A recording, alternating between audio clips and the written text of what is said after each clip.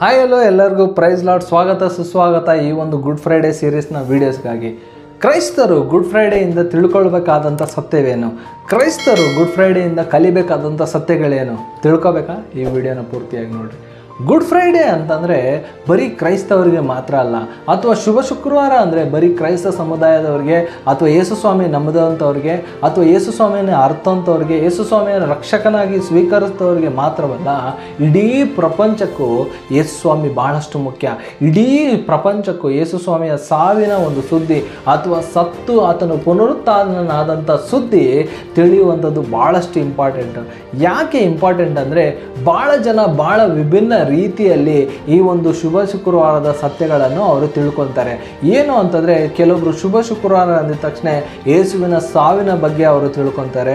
ಕೆಲವೊಂದು ಸರಿ ಕೆಲವೊಬ್ರು ಶುಭ ಶುಕ್ರವಾರ ಅಂದಿದ ತಕ್ಷಣ ನಮಗೆ ಬಂದಂಥ ರಕ್ಷಣೆಯನ್ನು ಅವರು ತಿಳ್ಕೊತಾರೆ.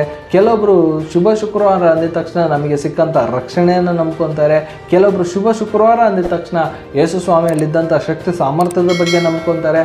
ಕೆಲವೊಬ್ರು ಶುಭ ಶುಕ್ರವಾರ ಅಂದಿದ ತಕ್ಷಣ ತಾನು ಮಾಡಿದಂಥ ತ್ಯಾಗ ಬಲಿದಾನವನ್ನು ನೆನೆಸ್ತಾರೆ. ಕೆಲವೊಬ್ಬರು ಶುಭ ಶುಕ್ರವಾರ ಅಂದಿದ ತಕ್ಷಣ ಆತನು ಹೋದಂಥ ಜರ್ನಿ, ಆತನು ಮಾಡಿದಂಥ ಪ್ರಯಾಣವನ್ನು ನೆನೆಸ್ಕೊತಾರೆ.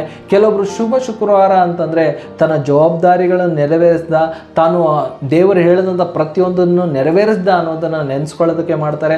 ಈ ರೀತಿಯಲ್ಲಿ ವಿಭಿನ್ನ ಜನರು ಅದನ್ನು ನೆನೆಸ್ಕೊಳ್ಳೋದನ್ನು ನಾವು ನೋಡ್ಕೊತೀವಿ. ಹಾಗಾದರೆ ನಾವೇನು ಮಾಡಬೇಕಂದ್ರೆ ಈ ಗುಡ್ ಫ್ರೈಡೆಯ ಒಂದು ಶುಭ ಒಂದು ಸಂದರ್ಭದಲ್ಲಿ ಯೇಸುವಿನ ಜೀವನ, ಯೇಸುವಿನ ರಕ್ಷಣೆ, ಯೇಸುವಿನ ಸುವಾರ್ತೆ, ಯೇಸುವಿನ ರಕ್ತ, ಯೇಸುವಿನ ಬಿಡುಗಡೆ, ಯೇಸುವಿನ ಪುನರುತ್ಥಾನ ಶಕ್ತಿ, ಯೇಸುವಿನ ನಂಬಿಕೆ, ಯೇಸುವಿನ ಕ್ಷಮಾಪಣೆ ಬಗ್ಗೆ, ಯೇಸುವಿನ ಪ್ರೀತಿಯ ಬಗ್ಗೆ ಎಲ್ಲರಿಗೆ ತಿಳಿಸುವುದೇ ನಾವು ಕ್ರೈಸ್ತವರು ಮಾಡುವಂಥ ಜವಾಬ್ದಾರಿ ನಮ್ಮದಾಗಿದೆ.